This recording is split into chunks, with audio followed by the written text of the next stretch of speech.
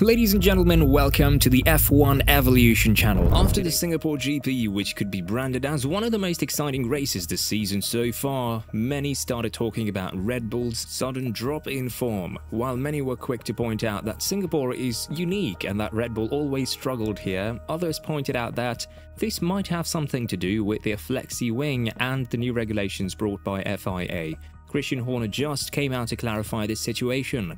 In the 2023 season, Red Bull had been winning every race and dominating. However, something unexpected happened during the latest race weekend. For the first time since the 2018 Russian Grand Prix, Red Bull couldn't get one of its cars into the top qualifying session, which was a big change.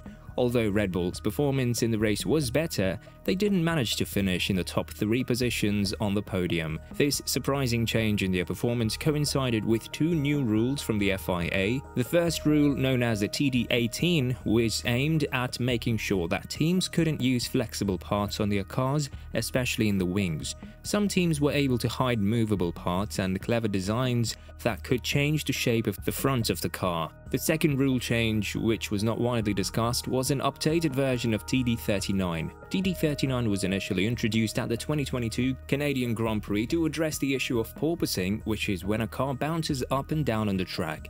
The updated TD39 rule now prevented teams from using certain tactics to take advantage of the flexibility of the floor around the skid block holes. Some teams were suspected of using this flexibility to bring their car's plank and floor closer to the ground at high speeds without wearing it out too much. However, even though Red Bull faced difficulties at the same time as these new rules came into effect, they don't believe that's the reason for their performance struggles. Red Bull's team boss Christian Horner was clear that they didn't have to make any changes to their car because of the new FIA rules.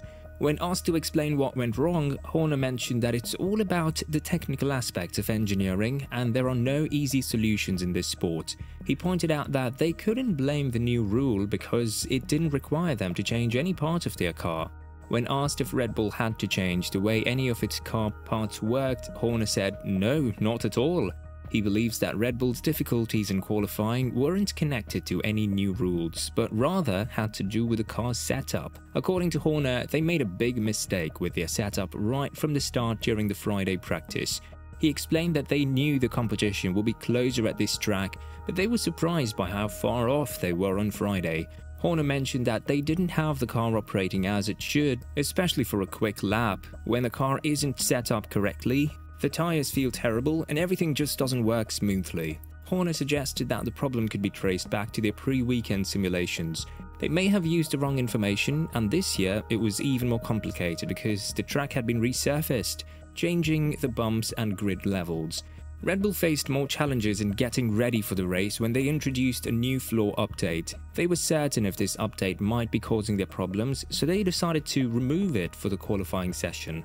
"I think that maybe our simulation before the weekend didn't lead us into the right conclusion," Horner said. "Then you have to sort of unravel your way out of that. I think we just ended up in the wrong window and it exposed some of our weaknesses that the car has. But it has actually been a very useful lesson for next year because it gives us some very useful insight in certain things that hopefully we can address in our RB20.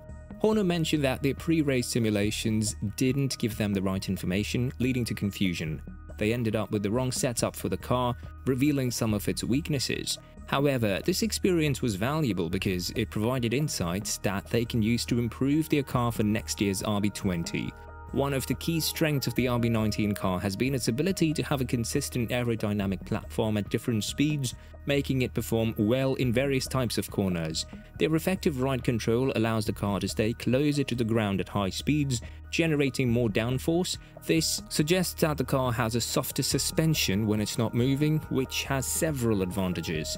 The RB19 car faces more difficulties on tracks with bumps. During the Belgian Grand Prix this year, there was a situation where Red Bull drivers had to ease off while going through Eau Rouge in the race to prevent the car from hitting the track too hard. Looking back on the weekend in Singapore, Paul Monaghan, Red Bull's chief engineer, admitted that the race had highlighted some weaknesses in the car that the team already knew about. He said, "We've got some inherent problems in it that we can't necessarily fix in a race weekend," he said.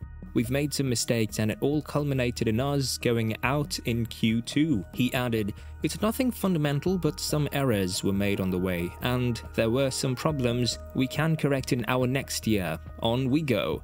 Let's wait for Suzuka, where aerodynamics really make a difference. Even Red Bull can make mistakes with their car setup. They've been saying for months that their car wouldn't perform well in Singapore. Furthermore, Max Verstappen showed great speed towards the end of the race. It seems like their issues were mainly in qualifying, which has not been their strong suit. But in all the different scenarios in the universe, is there one where a team principal says, "Yeah, we're done with all the rule compliance stuff that you experts want us to do"? I always find it interesting when journalists ask that question, expecting some kind of admission. As far as I can recall, I've only seen it happen once with Ross Brawn at Ferrari. For Red Bull Racing in this reality, it appears that their car, which is usually gentle on its tires, struggled to perform well due to the track's characteristics. Red Bull has excelled in finding a good setup for their car in recent years, but this time they seem to have lost their way, possibly due to the complexity of the car's suspension setup. What surprised me even more was not their performance in qualifying, but how the RB19, which usually performs better in races than in qualifying, struggled. The drivers only managed to pass the Haas cars on their own merit, benefiting from others' misfortunes. I was impressed by their strategy of starting on the hard tires and staying out during the first safety car period. It showed that they were still determined to win every race rather than just aiming for a good result. All they needed was another safety car within the next 5 laps to allow a free tire change, and they might have had a chance to make something special happen. But what exactly is this Flexi Wing everyone's talking about? A flexible wing can reduce air resistance or drag and increase speed, but this effect is most noticeable and beneficial at high speeds. It's not difficult to understand that a wing that flexes at low or medium speeds won't reduce much drag and may actually reduce downforce. When a wing flexes even at lower speeds, it's likely too flexible to be helpful at high speeds. Here are 2 important points to consider. Singapore is a track with mostly slow 90-degree corners, making it one of the slowest tracks on the calendar. If Red Bull Racing did have a flexible wing and floor, they would have needed to bring new or modified parts to Singapore. Have you seen any pictures from the pit lane showing such modifications by Red Bull, other than the trim at the rear wing, which seems to be similar to what other teams already use and isn't related to flexibility?